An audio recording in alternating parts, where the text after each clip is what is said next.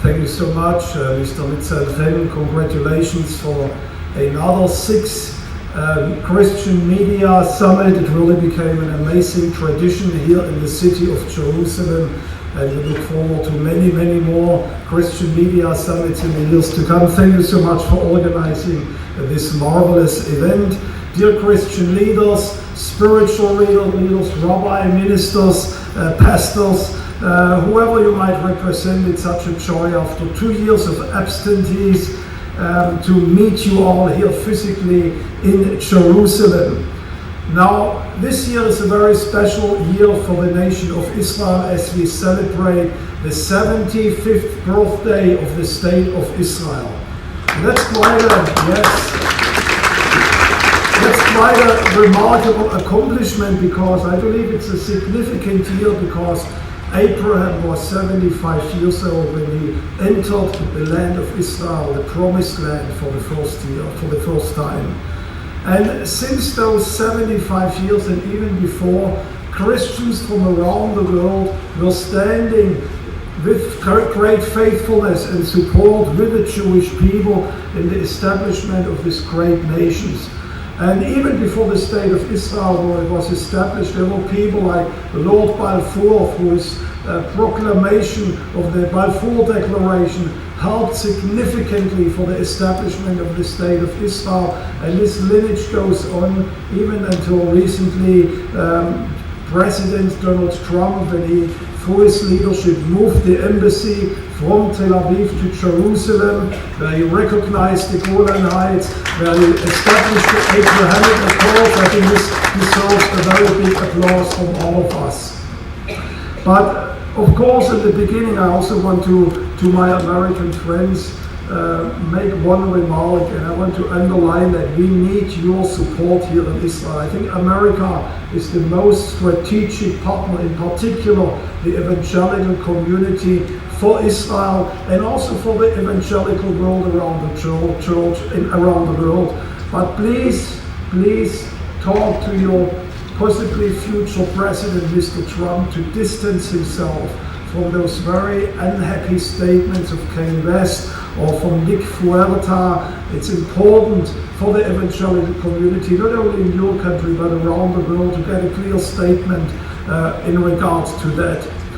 Now, over the last 400-500 years, evangelical Christianity emerged as a new force on the religious landscape, and over centuries Christians recognized the importance of a future state of Israel. I'm quoting Edward Nicholas in 1648, exactly 300 years before the state of Israel was established. He said, the event would be the most momentous of all history would be the coming restoration of the Jews back to Palestine.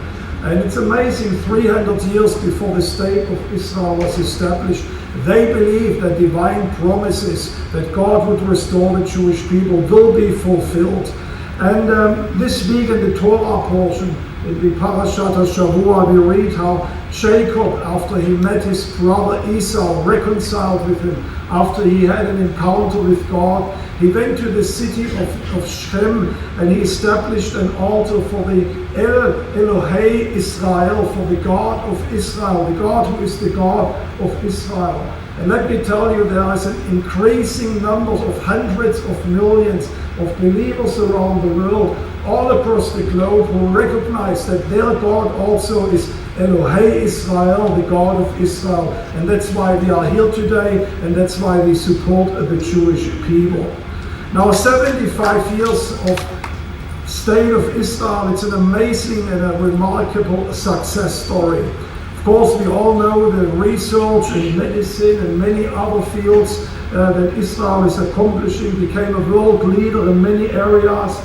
Israel has become a global leader when it comes to big data applications and even security solutions that are used around the world. And we just, David Parsons and myself, we had the privilege to travel the land a few months ago with KKL, Keren Kayemet LeIsrael, and we saw the amazing groundbreaking research that comes here from this land in regard to nature and agriculture. We visited the most southern artificial forest in the world, down the Yatir forest in the Negev, and we saw not only a miracle taking place of the desert becoming a green land, but we were informed by the scientists there that our trees, they said, in this artificial forest, they said, we don't know why yet, but they absorb the double amount of CO2 that other trees does. John Kerry was here just a few weeks after we visited that forest, and he boldly said to the media, Israel found the solution of global warming. And Israel is an amazing country, a very young nation that really is able to bring solutions for so many challenges of the world. And of course, it's an unbelievable economic success story. Well, just this year, 2022, Israel overtook leading economic nations in the world, Germany, United Kingdom, and France, with the gross domestic product per capita. It's an amazing success story that nobody could have seen just 75 years ago. But this incredible success, that Israel is a leading nation in so many areas, also is so important for us as Christians to recognize. That means we need to alter, we need to adapt our approach to Israel in a significant way. It would be wrong if we would portray back in our country Israel as a third world country that needs evangelical support to survive. Let me tell you, Israel is doing quite well even without evangelical support. And it's important for us that we shift our mentality in standing with Israel, not supporting a poor nation, but a successful nation, and rather than helping a needy country find ways how Christians around the world can engage in partnerships with these successful nations. And we have seen it all over the world, in particular in Africa. David Parsons just returned from Uganda, and he witnessed how Israeli economic leaders, together with Christians and Ugandans, are finding solutions to turn Uganda into a successful state. And I believe there are many solutions that Christians and Jews can work together to make this planet and this world a better place, to be together, Jews and Christians alike, to the nations. And finally, I want to congratulate Benjamin Netanyahu for being the next, and again, the next Prime Minister.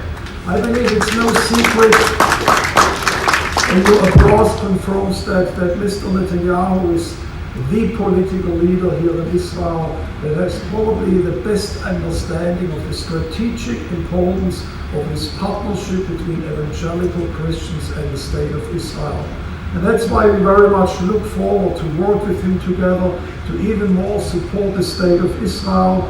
But again, let me close with also with a word of caution. We also are a little bit concerned about some of the coalition partners that are coming into the government, which didn't say so nice things about Christians in the past years.